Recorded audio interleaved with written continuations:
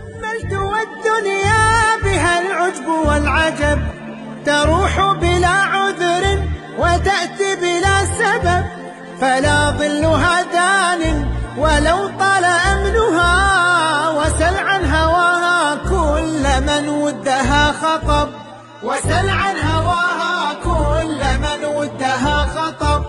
ومن كان في هذا مقام ودولة فخير له جمع الفضائل لا الذهب، ومن كان فيها ذا مقام ودولة فخير له جمع الفضائل لا الذهب.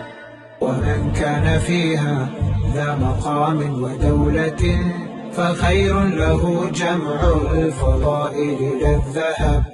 تأملت والدنيا بها العجب والعجب، تروح بلا عذر وتأتي بلا سبب، فلا ظلها دان ولو